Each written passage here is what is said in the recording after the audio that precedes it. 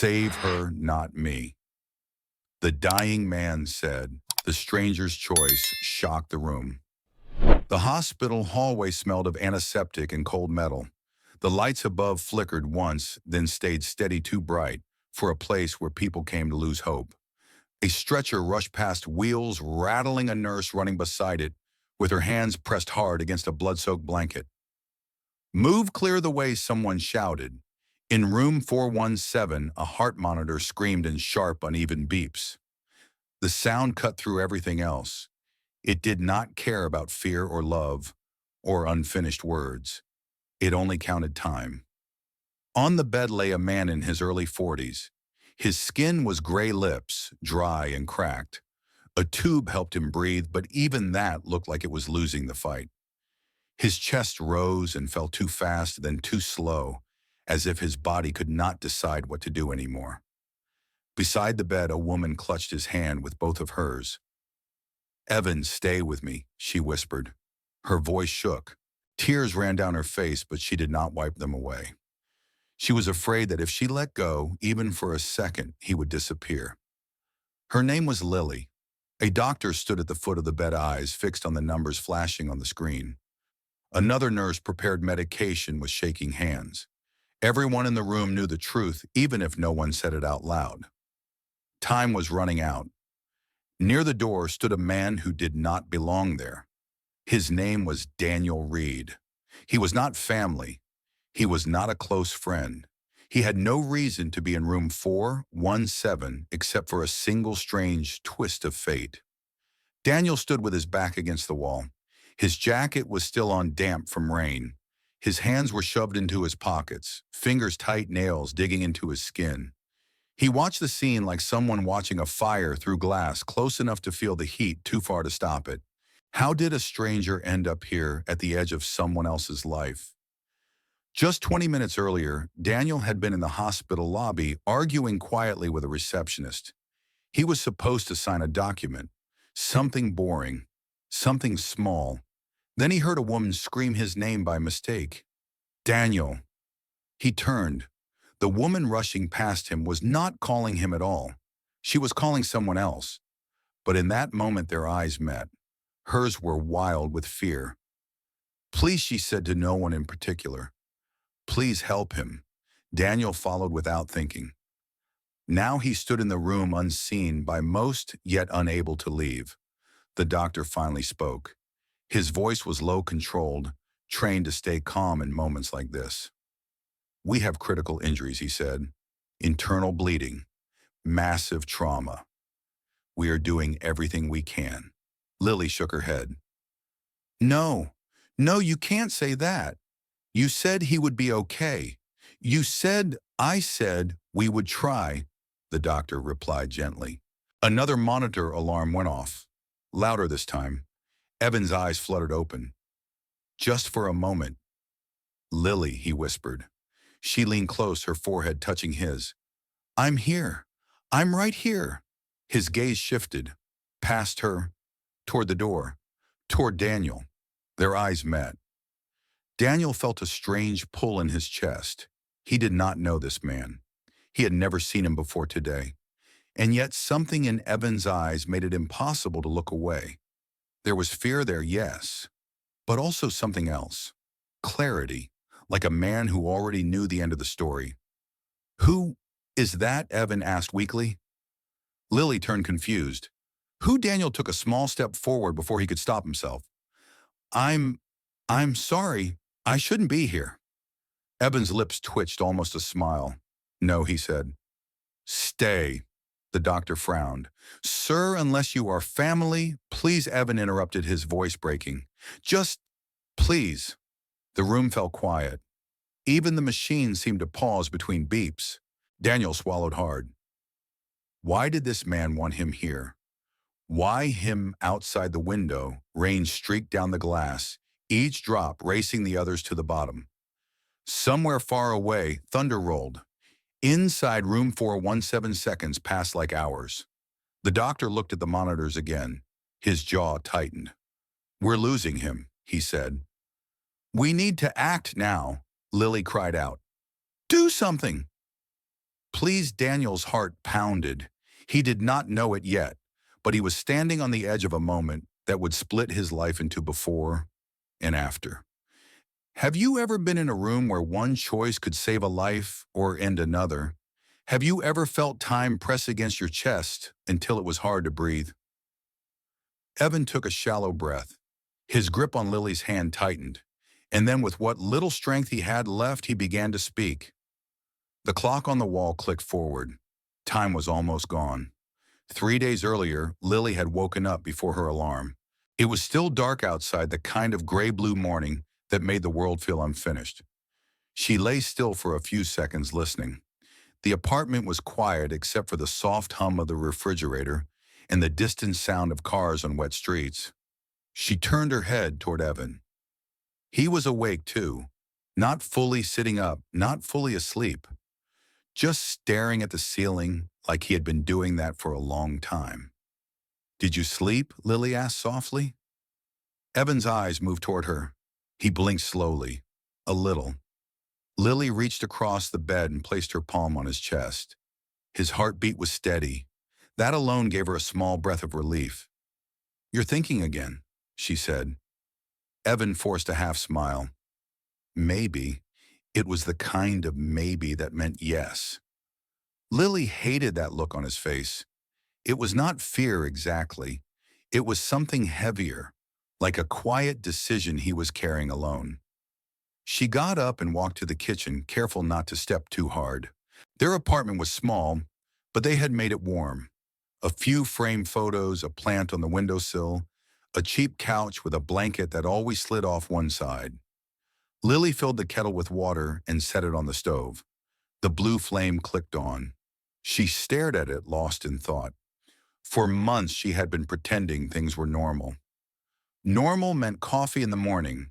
Normal meant asking about work. Normal meant planning weekend groceries and laughing at bad TV shows at night. Normal meant not talking about the things that waited underneath everything like a crack in the floor. But lately, normal felt like a lie they were both tired of holding. Evan walked into the kitchen slower than he used to. He wore sweatpants and an old t-shirt. His hair was messy and the skin under his eyes looked darker than before. "You don't have to be up this early," Lily said. Evan leaned against the counter. "Couldn't sleep. The meeting today, it's on my mind." Lily turned to look at him. "That meeting is always on your mind." Evan exhaled through his nose like he was trying not to show how tense he felt. "It's important." Lily knew what he meant. Evan worked for a construction company that handled large projects, bridges, highways, office towers. He was good at his job. Everyone said he was dependable, detail-focused, the kind of man who stayed late to fix mistakes he didn't even make. But there was a problem he had found months ago. Documents, numbers that didn't match, materials billed that were never delivered, contractors paid twice, safety reports stamped and filed without real inspections. At first, Evan told himself he was reading things wrong. He checked again and again. Then he realized he wasn't wrong. Someone was stealing, and it wasn't small. Lily remembered the first time Evan had mentioned it. He came home quiet that day, like his voice had been left outside. "I found something," he had said. She had asked what. He had stared at the sink for a long time before answering. Something that could cost people their jobs or their lives. Now in the kitchen, the kettle started to hiss. Lily poured water into 2 cups. "You could just let it go," she said, even though she hated saying it. "It's not your fight." Evan looked at her. His eyes were calm, but his jaw was tight. "If a bridge collapses because they cut corners, would you still say that?" Lily's throat tightened. "I don't want you to be a hero," she whispered. "I want you to be alive." Evan stepped closer. He reached out and brushed her hair behind her ear. "I know." His hand was warm. His touch was gentle. But Lily could feel the distance behind his eyes. He was already half in the storm. After the meeting, Evan said, "We'll talk." "Okay. No more avoiding things." Lily swallowed. What things? Evan looked away for a second, then back at her. Everything. That was Evan. Always honest when it mattered most. Always late with the truth, but never fully hiding it. Lily tried to smile. Okay, but inside fear sat like a stone. Later that morning, Lily rode the bus to her job at a small dental clinic. She sat near the window watching the city pass by. It was raining lightly. People walked fast, shoulders hunched, faces hidden under umbrellas. Her phone buzzed once. A text from Evan. Meeting at 2. I love you. She stared at the words for a long time, then typed back. I love you too. Please be careful. She almost added more. Please don't do this. Please don't leave me alone. Please don't make enemies you can't see. But she didn't, because Lily knew something about Evan that no one at his job understood. Evan didn't stop once he believed something was wrong. He couldn't. It was part of why she loved him, and part of why she feared for him. At the clinic, Lily worked like she always did, checking patients and handing tools to the dentist, comforting nervous kids with stickers and soft voices. She laughed at small jokes. She nodded at coworkers. She acted normal. But all day her mind kept going back to that meeting at 2. She remembered another day 2 years ago when Evan had been unemployed after leaving his last company. He had refused to stay in a place where the boss made workers skip safety steps. Evan walked away with nothing but pride. They struggled then. Lily picked up extra shifts. Evan did deliveries at night. Sometimes they ate cheap noodles for days. And yet Evan never complained. One night Lily had found him sitting on the floor in the living room, staring at a pile of bills. I'm sorry, he had said quietly, for what she asked, for making life harder. Lily had sat beside him and taken his hand. You didn't make life harder. Life did. You just refused to be someone you're not. Evan had looked at her like he didn't deserve that kindness, and that look, half gratitude, half pain, had stayed with her ever since. Now she wondered if that same stubborn goodness would finally destroy him.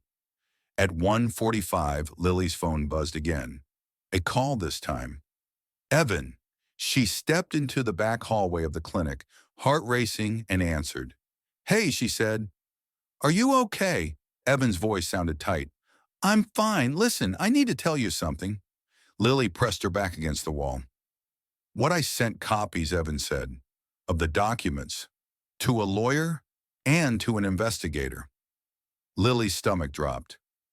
Evan, I didn't want you to worry, he said quickly, like he expected her to react. But this is bigger than we thought. Lily tried to breathe. Why didn't you tell me? Because if something happens, Evan said, his voice lowering, I don't want you involved. I don't want you pulled into it. Her eyes filled with tears. Don't say, if something happens. Evan paused.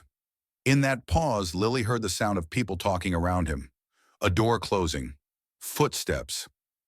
I have to go into the room, Evan said. The meeting's starting. Lily clutched the phone harder. Evan, come home after.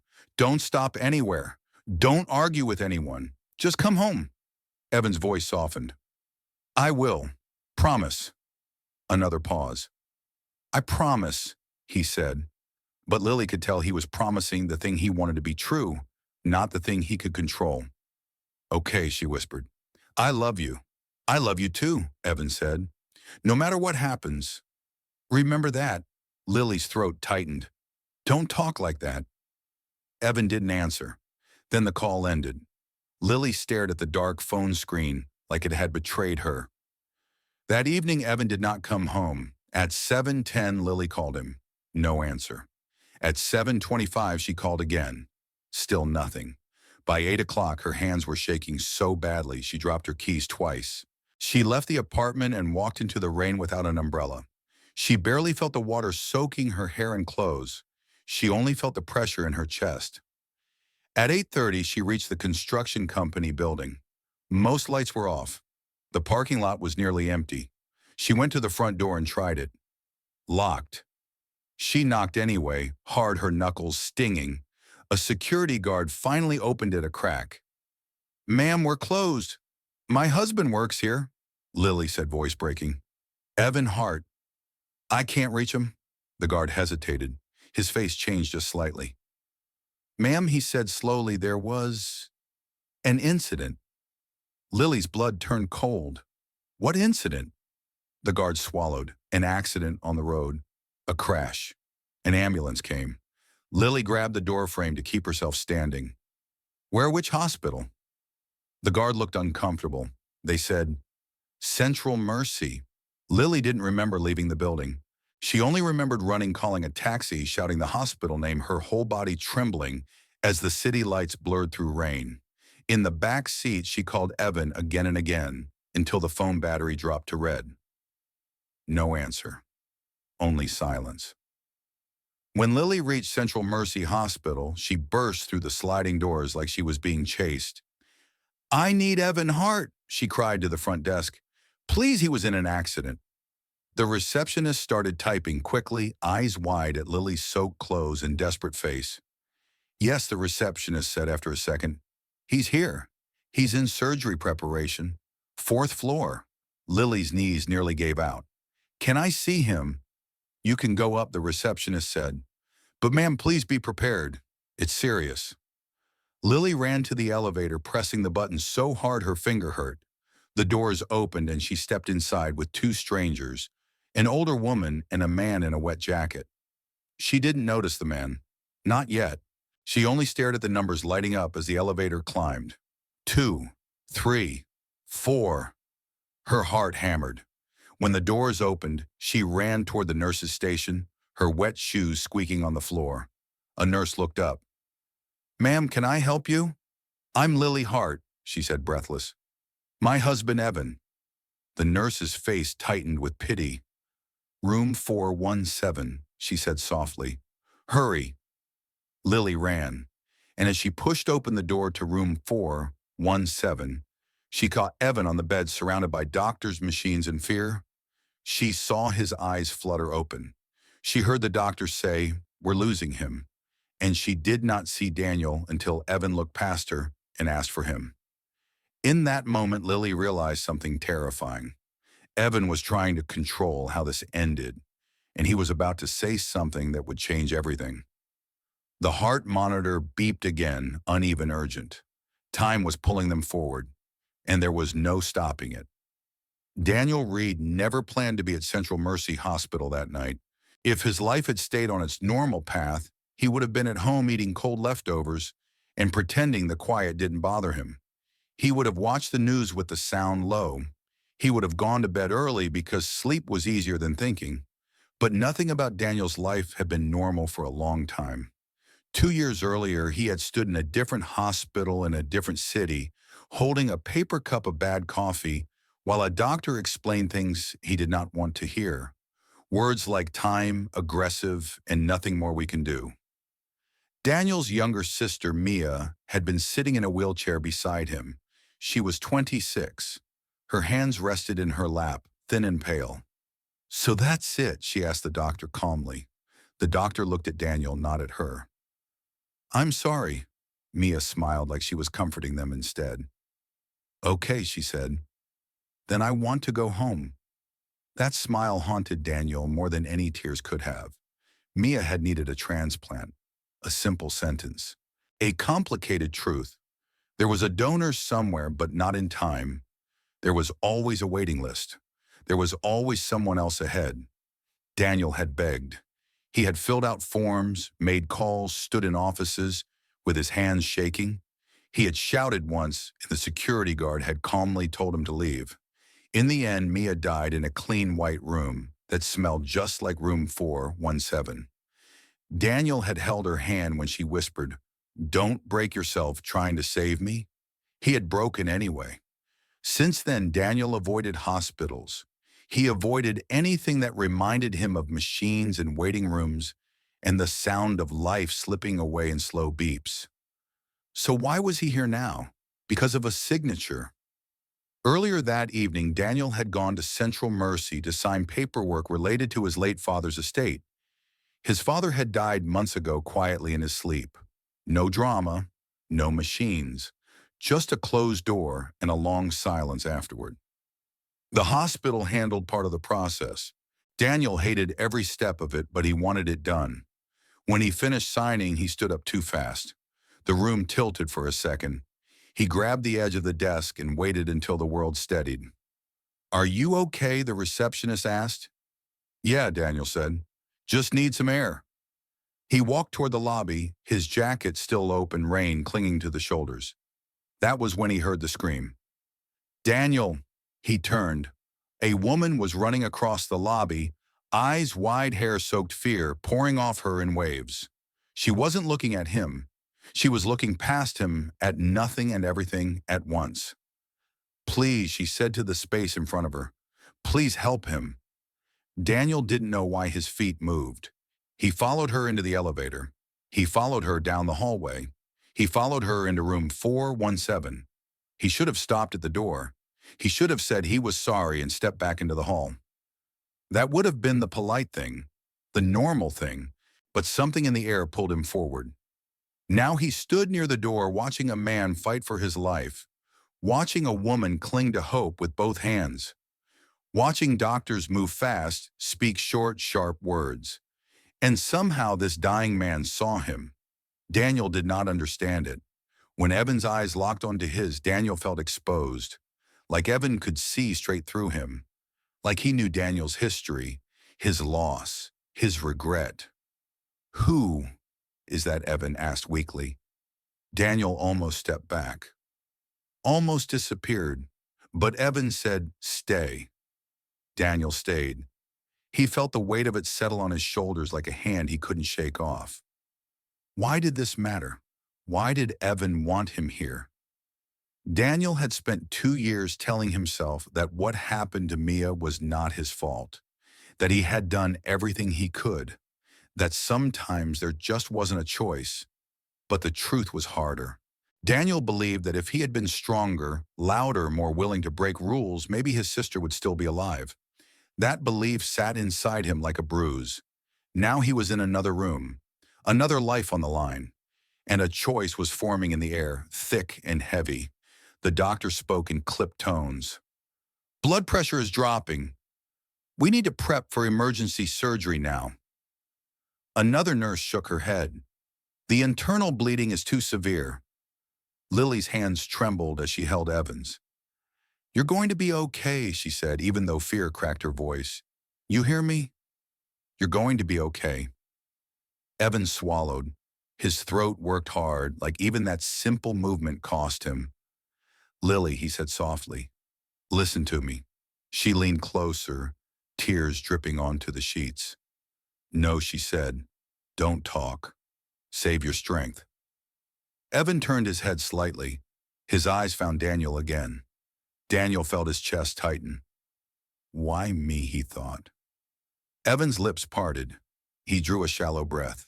Daniel took one step forward without meaning to. The doctor raised a hand. "Sir, please stay back." Evan lifted his fingers weakly. "It's okay," he said. "Let him hear." The doctor hesitated. He looked between Evan and Lily. He looked at the monitors, at the numbers sliding downward. Finally, he nodded once. "Say what you need to say," the doctor said, but quickly. Daniel's heart pounded so loudly he was sure others could hear it. Evan looked at Lily first. "I need you to promise me something," he said. Lily shook her head, sobbing. Don't do this. Don't say goodbye." "I'm not," Evan said gently. "I'm asking you to live." Daniel felt his breath catch. Evan's eyes shifted back to him, to the stranger, to the man who should not matter, but did. "You," Evan said, his voice barely above a whisper. Daniel stepped closer. "Yes, I don't know your name," Evan said, "but I see something in you." Daniel frowned. "You don't know me." Evan smiled faintly. "I know enough." The monitor beeped again, slower. A nurse spoke urgently. "We're out of time." Daniel's hands curled into fists. This was the moment. He felt it deep in his bones. The kind of moment that did not ask permission, the kind that demanded an answer. Evan took one last shaky breath, and Daniel realized with sudden terrifying clarity that he was about to be asked to choose between rules and instinct, between what was expected and what felt right, between standing back and stepping forward. The room seemed to shrink around them. Every eye turned toward the bed, toward Evan, toward the stranger by the door. The clock on the wall ticked loudly, and the choice waited. Evan's chest rose sharply, then fell. The sound that came out of him was not quite a breath. It was thinner, fragile. The heart monitor stuttered. A nurse looked up fast. "He's crashing." The doctor stepped closer to the bed. "Evan, stay with us. Look at me." Evan did not look at the doctor. He looked at Lily. Her face was close to his now. Her tears dropped onto his cheek. She wiped them away with trembling fingers, like she was afraid even her tears might hurt him. "I'm here," she said again and again. "I'm here. I'm here." Evan lifted his hand. It shook violently, but he managed to touch her face. "Lily," he whispered. "Yes," she said. "Yes, baby." His thumb brushed her skin. Slow, careful, like he was memorizing her. Behind them, machines beeped louder. Faster. The numbers on the screen slid downward without mercy. The doctor spoke sharply. "We need to intubate fully and prep the OR. Now." A nurse nodded and moved fast. Evan swallowed. It looked painful. "No," he said. The doctor paused. "Evan, listen to me. If we don't move, there isn't time," Evan said. His voice was weak, but his eyes were clear. Too clear. The doctor hesitated. Evan turned his head slightly. His gaze locked onto Daniel again. Daniel felt the room tilt. Evan's eyes were not pleading. They were steady, certain. "Please," Evan said quietly. "Let me speak." The doctor looked at the monitors, looked at Lily's face, looked at the stranger standing by the door. Seconds passed. 30 seconds, the doctor said. "That's all." Evan nodded once. He took a breath that rattled in his chest. "Lily," he said. She shook her head hard. "No. No more talking. Please." Evan smiled faintly. "You always hated when I talked too much." Lily let out a broken laugh through her sobs. "This isn't funny," I know, Evan said softly. He squeezed her hand. "I need you to listen now," he said. Lily's body went still, like she sensed what was coming. "You are stronger than you think," Evan said. "You don't need me to survive. You never did." Lily's lips trembled. "I don't want to survive without you." Evan closed his eyes for a second. When he opened them, they were wet. "I'm sorry," he said. Then he turned his head again. Toward Daniel. "You," Evan said. Daniel stepped closer without thinking. His heart was pounding so hard it hurt. "Yes," Daniel said. Evan studied his face like he was making a final decision. "You lost someone," Evan said. Daniel froze. "What I can see it," Evan whispered. "You know what this feels like?" Daniel's throat tightened. "You don't know anything about me." Evan's lips curved slightly. "I know enough." The doctor cut in. "Evan time." Evan nodded. He drew in one last breath, deep and shaking. It sounded like it tore something inside him. Then he spoke. Clear. Loud enough for everyone in the room to hear. "Save her, not me." The words fell into the room like a dropped plate. Sharp, unmistakable. Lily stared at him, her face empty with shock. What she whispered. The doctor stiffened. "Evan, that's not save her." "Not me," Evan said again, forcing the words out as his chest heaved. "Do you hear me? If there's a choice, save her." A nurse gasped. Another shook her head in disbelief. "Sir, we can't," the doctor started. Daniel's mind went blank. "Save her, not me." Those words slammed into him, dragging old memories with them. Mia in the wheelchair. Mia smiling. Mia saying, "Don't break yourself trying to save me." Daniel took a sharp step forward. "There is a choice," Daniel said. Every head in the room turned toward him. The doctor frowned. "Who are you?" Daniel didn't answer right away. He looked at Evan. Evan was struggling now. His breaths were shallow. His hand was slipping from Lily's grip. "Do it," Evan whispered to Daniel. "Please." Lily shook her head violently. "No, you can't listen to him. He's not thinking straight." Daniel's heart hammered. His palms were slick with sweat. "There is a choice," Daniel said again, louder this time. The doctor's voice hardened. "Sir, unless you're next of kin, step back." Daniel reached into his jacket pocket with shaking hands. "I'm a registered donor," he said. "Universal match." The room went dead silent. The nurse closest to the doctor whispered. What Daniel pulled out a worn card and held it up. "I never canceled it." The doctor stared at the card. "That's not enough." "We don't even know I was tested last year," Daniel said. "After my sister died." Lily turned toward him, eyes wild. "What are you saying?" Daniel met her gaze. His voice shook, but he did not stop. "I'm saying Daniel said that you can stabilize him long enough to transfer what she needs." The doctor's eyes widened. "That procedure would kill him," Lily screamed. "It would kill Evan." Evan forced his eyes open. "No," he said weakly. "It will kill me anyway." The monitor beeped again. Slower now. The doctor swore under his breath. "This goes against protocol," he said. "We don't have consent, you do," Daniel said. The doctor snapped his head toward him. "From who? From me," Daniel said. "And from him," Daniel added, nodding toward Evan. Evan lifted his fingers weakly. "I consent," Evan whispered. "Save her." Lily collapsed against the bed, sobbing. "Evan, please, please don't do this." Evan looked at her one last time. "I love you," he said. Then his eyes slid shut. The monitor let out a long, flat sound. The nurse shouted, "We're losing him." The doctor stood frozen for half a second. Then Daniel spoke. "Do it," he said. "Now." The doctor looked at the stranger, at the dying man, at the woman breaking beside the bed. Then he made a decision. "Prep both rooms," the doctor barked. "Move!" The room exploded into motion. Lily screamed Evan's name. Daniel stood still as nurses rushed past him, grabbing equipment, calling codes. As Evan was wheeled toward surgery, his hand slipped from Lily's completely. For a brief moment, everything stopped. Machines hummed. Shoes squeaked on the floor. And in the space left behind, shock filled the room. No one spoke. No one moved. They all stared at Daniel Reed, the stranger who had just made a choice that no one expected. The stranger who had just changed the outcome of a life or ended another. Silence fell like a heavy curtain, and no one knew what would come next.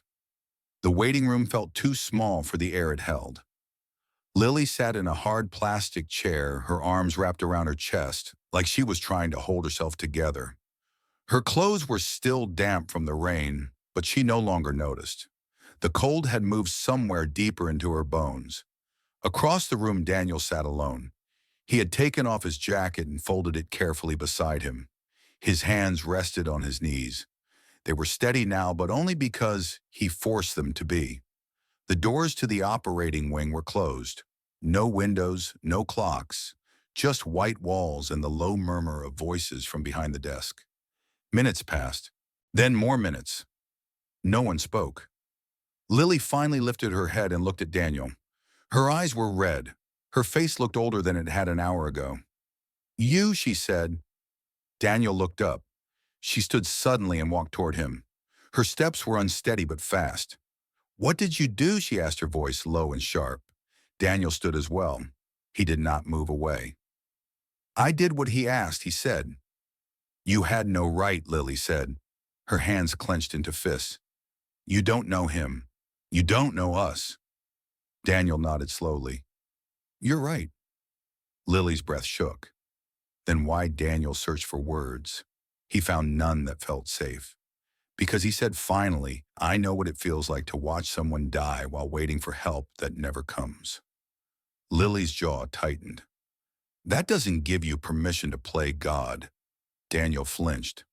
"I didn't choose who lived or died," he said quietly. He did. Lily shook her head, tears spilling over again. You listened to him when you shouldn't have. Daniel swallowed hard. I listened because no one listened when my sister begged for a chance. The words hung between them. Lily stared at him. Your sister? She needed a transplant, Daniel said. She didn't get one. Lily's anger wavered just slightly. Confusion crept in. She died, Daniel added. Lily looked away. She sank back into her chair, hands covering her face. I didn't ask for this, she whispered. I didn't ask for you to be here. I know, Daniel said. Silence returned. The waiting room door opened and a nurse stepped out. Her expression was careful, neutral. Mrs. Hart, she asked. Lily jumped to her feet. Yes. We're still in surgery, the nurse said. Both procedures are ongoing. Both. The word echoed in Lily's head. How long? Lily asked. The nurse hesitated. Several hours. Lily nodded, though her legs felt weak. Thank you. The nurse looked at Daniel. Sir Daniel met her eyes. Yes, sir. You'll be prepped next, she said. Please follow me. Lily spun around. Next, Daniel nodded once. You're going in, Lily asked, disbelief cutting through her grief. Yes, Daniel said. Lily stared at him. You're really doing this? Daniel did not answer. He followed the nurse down the hallway. Lily watched him go. For the first time, fear mixed with something else, something uncomfortable. Respect. The prep room was cold. Daniel sat on the edge of the bed as nurses moved around him, attaching monitors, checking vitals. A doctor explained risks in a calm voice like reading weather conditions. There is a significant chance you may not survive the procedure, the doctor said. Daniel nodded. I understand. You can still withdraw consent, the doctor said. Daniel thought of Evan's eyes. I won't, he said. The doctor studied him for a moment. Why? Daniel closed his eyes briefly. Because I couldn't save my sister. The doctor said nothing. Hours passed. Lily sat alone counting her breaths. She watched people come and go. She stared at the floor until patterns appeared in the tiles. At one point, she realized she was holding Evan's phone. She didn't remember picking it up. She unlocked the screen. A notification popped up. A draft message. If you're reading this, I'm probably gone. Her hands trembled. She opened it. Lily, I know you'll be angry. I know you'll want to scream at me. But please don't hate him. Don't hate the stranger. He didn't steal anything from me. I gave it. Loving you was never about keeping myself alive at any cost. It was about choosing you. Always. Lily pressed the phone to her chest and sobbed. Time stretched until it lost meaning. Then the doors opened. The doctor stepped out, his face tired. Lily stood so fast her chair fell backward. How is he? She asked. The doctor looked at her. Evan is alive, he said. For now. Lily's breath left her in a broken sound. But the doctor continued, he is critical. The damage was extensive. He is not out of danger. And the other man, Lily asked quietly. The doctor's eyes shifted. Daniel is still in surgery. Lily's stomach twisted. Another hour passed, then another. Finally, a nurse approached Lily. He's asking for you, the nurse said. Lily followed her into a quiet room. Daniel lay in the bed, pale and weak. Tubes ran from his arms. His eyes opened slowly when Lily stepped inside. You're alive, Lily said, her voice small. Daniel tried to smile. It barely worked. So are you. Lily shook her head. Tears slid down again. I don't know what to feel. That's okay, Daniel said. You don't owe me anything. Lily sat in the chair beside him. Evan is still alive, she said. Daniel closed his eyes briefly. Relief crossed his face. That's good, he whispered.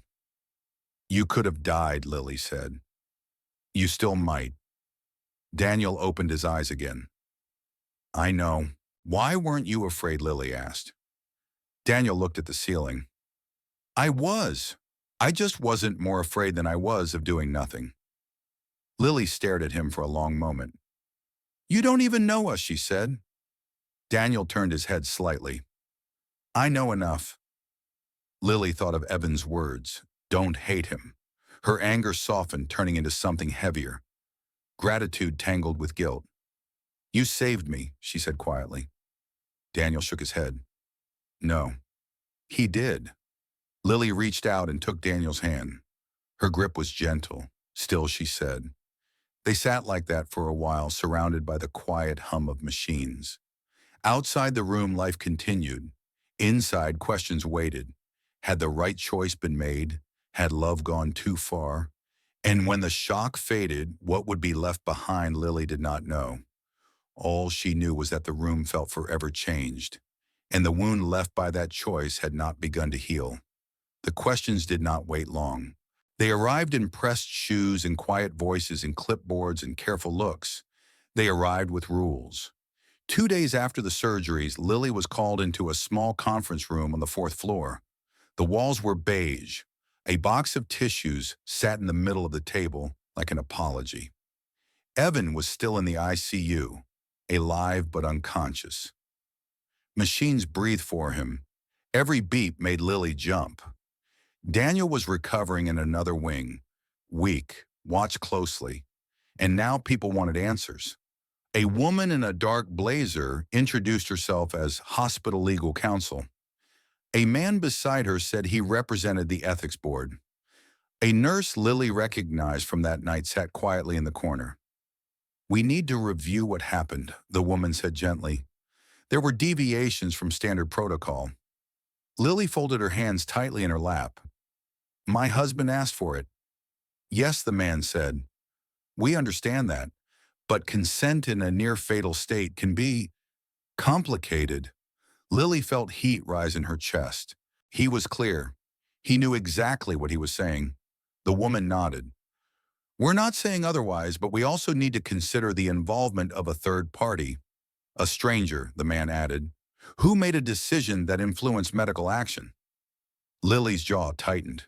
He didn't influence it. Evan did. The man leaned forward slightly. Did he? Lily stared at him. Yes. Silence filled the room. We'll also need to speak with Mr. Reed, the woman said. Lily stood abruptly. He didn't force anyone. He didn't ask for this.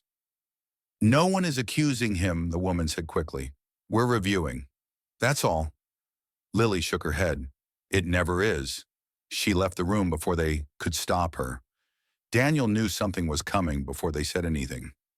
A doctor and a hospital administrator visited his room later that afternoon. They stood at the foot of his bed, hands folded, faces neutral. Mr. Reed, the administrator said, we need to ask you some questions. Daniel nodded slowly. Okay. You understand that your decision that night was unusual, the administrator said. Daniel let out a dry breath. That's one word for it, the doctor spoke. You intervened in an emergency situation without being related to the patient. I didn't intervene, Daniel said quietly. I responded, the administrator raised an eyebrow. To what? To a dying man asking for help, Daniel said. Out loud, in front of everyone. The doctor hesitated. You understand the risks you took. Daniel looked down at the thin blanket covering his legs. Yes. And you would do it again, the administrator asked. Daniel looked up. His eyes were tired but steady. Yes. The administrator studied him for a long moment. Why Daniel did not answer right away. Images surfaced in his mind. Mia's smile, the waiting list, the silence after the doctor said there was nothing more to do. Because Daniel said finally, I know what it's like to live with the question of whether you should have done more. The administrator nodded slowly. That may be so, but intention doesn't erase consequences. Daniel met his gaze. Neither does fear. The room went quiet. Word spread faster than Lily expected. A nurse mentioned it in the hallway. A doctor asked questions that sounded casual but weren't. Someone posted something vague online. A man sacrifices himself in hospital emergency. Stranger involved. Ethics under review. Lily saw it on her phone and felt sick. She sat beside Evan's bed watching his chest rise and fall with help from the machine. "You did this," she whispered to him. "You pulled us all into this." She pressed her forehead against his arm. "I don't know if I'm strong enough," she admitted. When Evan woke up, it was quiet. No alarms, no rush. Just Lily sitting beside him, half asleep in the chair, her head resting against the bed. Evan's eyes opened slowly. Everything hurt. Breathing felt like dragging air through water. "Lily," he whispered. She jerked awake instantly. "Evan." She stood, hands shaking, and leaned over him. "You're awake. You're awake." His lips curved slightly. "You look tired." She laughed through tears. "You almost died." "So did someone else," Evan said softly. Lily nodded. "Daniel." Evan closed his eyes for a second. "Is he okay?" "He's recovering," Lily said. "Barely." Evan let out a breath. "Good." Lily's face changed. "People are asking questions." Evan frowned. "What kind of questions?" "About consent. About him. About whether what happened should have happened." Evan's eyes sharpened. "They're blaming him." "Not openly," Lily said, "but they're circling." Evan's hand twitched weakly. Lily took it. "I need to talk," Evan said. "You need to rest," Lily replied.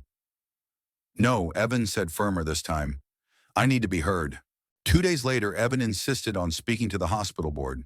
He was still pale, still weak, but his voice was clear. They gathered in the same beige room, the same table, the same box of tissues.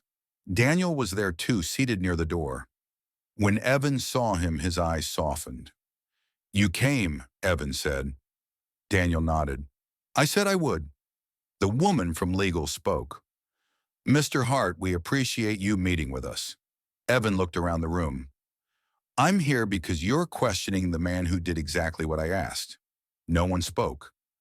"I was dying," Evan continued. "I knew it. The doctors knew it. My wife knew it." Lily felt her chest tighten. "I made a choice," Evan said. "A clear one." I said the words out loud. "Save her, not me." Daniel's jaw tightened when he heard them again. "I meant them," Evan said. "I still do." The man from the ethics board leaned forward. "You understand that your request put medical staff in an impossible position." Evan nodded. "So does every emergency," the woman said carefully. "And Mr. Reed," Evan turned toward Daniel. "He did what I couldn't," Evan said. "He acted." Daniel looked down uncomfortable. "If you punish him," Evan continued, his voice steady, "despite the effort, you're telling people that listening to the dying is a mistake." Silence followed. Evan swallowed hard. "I won't accept that." The room felt different now. Heavier. Honest. The administrator cleared his throat. "This situation will remain under review." Evan met his eyes. "So will I." Afterward, Lily found Daniel standing alone by a window. The city stretched below them. Normal life. Cars, lights. People who would never know what almost happened here. "They didn't decide anything," Lily said. Daniel nodded. "They rarely do right away." "You defended him," Lily said softly. "Evan." Daniel looked at her. "He didn't owe me that." "He thinks he does," Lily said. "He thinks his life belongs to you now." Daniel turned back to the window. "That's not true." "Then what is?" Lily asked. Daniel thought for a moment. "His life belongs to him," Daniel said. "He just reminded me what that means."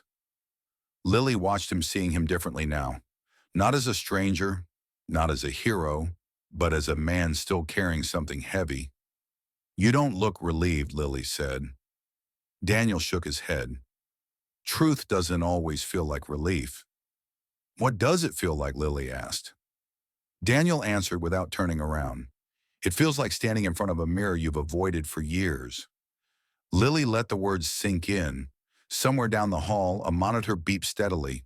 Life, fragile but present, continued. And the sacrifice that had shocked the room was no longer just a moment. It was a question that would not let any of them go. Recovery did not arrive all at once. It came in small, uneven steps. Evan learned how to sit up again, then how to stand. Each movement took effort. Each breath reminded him how close he had come to not breathing at all. Lily stayed beside him every day, reading quietly when he slept, holding his hand when pain twisted his face. Daniel recovered more slowly. There were days when he barely spoke, days when the weight in his chest made it hard to look anyone in the eye. The doctors said his body would heal. They did not say anything about the rest. One afternoon, Lily found him in the hospital garden. It was a small space between buildings with a few benches and thin trees struggling toward the light. Daniel sat on a bench, his shoulders slumped, his hands folded loosely in his lap. "You disappeared," Lily said gently. Daniel looked up. "I didn't want to get in the way." "You never were," Lily said. She sat beside him. The air smelled like wet leaves. "How are you?" she asked. Daniel considered the question. "Alive," he said. "Still learning what that means." Lily nodded. "Evan keeps asking about you." Daniel looked surprised. "Why, he says he owes you a conversation," Lily said. Daniel exhaled slowly. "I don't think either of us knows how that would go." "Then maybe that's why you need it," Lily said. Daniel did not argue. The meeting happened 2 days later. Evan sat in a wheelchair by the window of his hospital room. Sunlight touched his face, pale but steady. Lily stood nearby, arms crossed, watching the door. When Daniel stepped inside, Evan looked up and smiled faintly. "There you are," Evan said. Daniel shifted awkwardly. "You look better than the last time I saw you." "That's a low bar," Evan replied. Lily smiled through the tension. "I'll give you some space." She stepped out and closed the door softly. Silence filled the room. Daniel stood near the wall, unsure where to put himself. "You don't have to stand like that," Evan said. "I'm not a judge." Daniel gave a short laugh and moved closer, pulling a chair beside the bed. They sat facing each other, two men bound by a moment neither could undo. "I'm not good at this," Daniel said. "Neither am I," Evan replied. "But I wanted to say something before it got lost." Daniel waited. "I didn't choose to live because I thought my life was worth more than yours," Evan said slowly. "I chose because I believed Lily's was." Daniel swallowed. "I know. And I didn't ask you because I thought you owed me anything," Evan continued. "I asked because I saw someone who understood what it cost to wait." Daniel's eyes burned. "I didn't save you," he said quietly. "You might still die." Evan nodded. "That's true." They sat with that truth between them. "I don't regret it," Evan said. Daniel looked up sharply. "You should." Evan shook his head. "No. I regret the things I didn't say sooner. The times I stayed quiet to keep peace. That night I wasn't quiet." Daniel stared at his hands. "I live with regrets. I thought I was done adding to them." Evan reached out, weak but deliberate, and placed his hand over Daniel's. "You didn't add one," Evan said. "You closed one." Daniel's breath caught. For a long moment neither spoke. Then Daniel pulled his hand back gently. "I need to leave the city," he said, "at least for a while." Evan nodded. "I figured. But before I do," Daniel added, "I want you to promise me something." "What?" Evan asked. "Live," Daniel said. "Not just breathing. Live like the choice mattered." Evan met his eyes. "I will." Daniel stood. His legs trembled slightly, but he stayed upright. "Thank you," Evan said. "For what?" Daniel asked. "For reminding me that courage doesn't always look loud," Evan replied. Daniel nodded once and walked out. Months passed. The review concluded quietly. No punishment, no headlines. Just a few policy updates and closed files. Life moved forward. Evan came home. He walked slowly at first. He tired easily. But he was there. Every morning, Lily woke up beside him and felt his breathing steady and real. They talked more than they ever had. About fear, about the future, about the night that almost took everything. One evening as they washed dishes together, Evan paused. "Do you think about him?" he asked. Lily nodded. "All the time." "Me too," Evan said. They stood in silence, water running, dishes forgotten. Daniel drove west. He stopped answering calls for a while. He worked odd jobs. He stayed in small places where no one knew his name. At night he sometimes dreamed of hospital lights. But the dreams changed. They became quieter, less sharp. One morning he woke up and realized he had gone a full day without feeling like he owed his life to anyone. That realization scared him. Then it steadied him. A year later, Lily received a letter. No return address. Inside was a single photograph. A small coastal town. A man standing near the water. Older. Calmer. On the back in careful handwriting were just a few words. "I'm okay. I hope you are too." Lily smiled. She placed the photo on the shelf beside the others. Evan stood behind her, arms around her waist. From him, Evan asked. "Yes," Lily said. They watched the sun set through the window. Quiet, ordinary, precious. The kind of moment that once would have slipped past unnoticed, but not anymore. Because healing did not erase the past. It simply made room to carry it without breaking. And in that quiet space, the meaning of the sacrifice finally settled, not as pain, but as presence. Life did not return to what it had been. It became something else. Evan never went back to his old job. The meetings, the files, the silence, it all felt too close to the edge now. Instead, he took a quieter position at a smaller firm, one that valued safety over speed. The pay was lower. The hours were kinder. Lily watched him learn how to slow down. At first it frustrated him. He hated needing help, hated resting, hated the reminder that his body had limits now. But slowly he began to listen to those limits instead of fighting them. They learned each other again. Some nights Lily woke up, reaching for him, heart racing, afraid the bed would be empty. Evan always pulled her close, whispering, "I'm here," and she believed him. The hospital faded into memory, but the moment never did. Sometimes Evan would pause in the middle of an ordinary day, holding a grocery bag, tying his shoes, laughing at something small, and his expression would change. "You're thinking about it again," Lily would say. "Yes," Evan would answer. "I always will." But his voice held no regret, only awareness. Daniel stayed away, but he was never gone. Once Lily found herself telling a coworker about a man who changed our lives without using his name. Another time, Evan found himself standing up in a meeting and saying, "No, this isn't safe," even when it would have been easier to stay quiet. The choice echoed, not loudly, in small human ways. One evening, Evan and Lily returned to Central Mercy Hospital, not as patients but as visitors. They brought flowers for a nurse who had stayed late with them that night. They stood for a moment outside room 417. The door was closed. Different people inside, different lives, same fragile line between before and after. Lily slipped her hand into Evan's. "We're lucky," she said. Evan nodded. "We were given time." Years passed.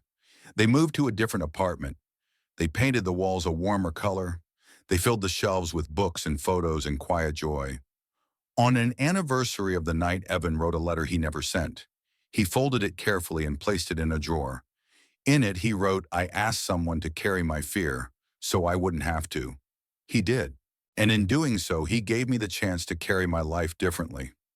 One afternoon, much later, Evan and Lily sat on a park bench watching children play. The sun was low.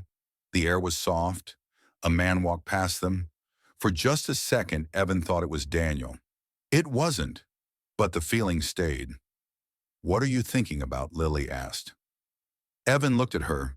"About how strange it is," he said. "That one sentence can change everything." Lily nodded. Save her, not me, she said quietly. Evan closed his eyes for a moment. That sentence had not been brave because it was dramatic.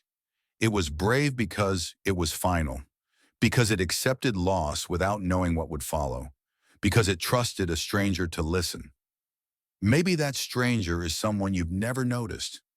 Maybe they're sitting quietly near the door, carrying their own unfinished grief. Maybe the most important moments in life are not planned, not deserved, and not understood until long after they pass. What would you do if someone placed that choice in your hands? Evan stood and offered Lily his hand. Let's go home, he said. They walked away together, slow and steady. Behind them, the park filled with laughter and movement. Ahead of them, life waited, not perfect, not safe, but honest. And somewhere unseen, the echo of a choice continued to move through the world, reminding those it touched that even in the last moments, love can still speak. And sometimes someone listens.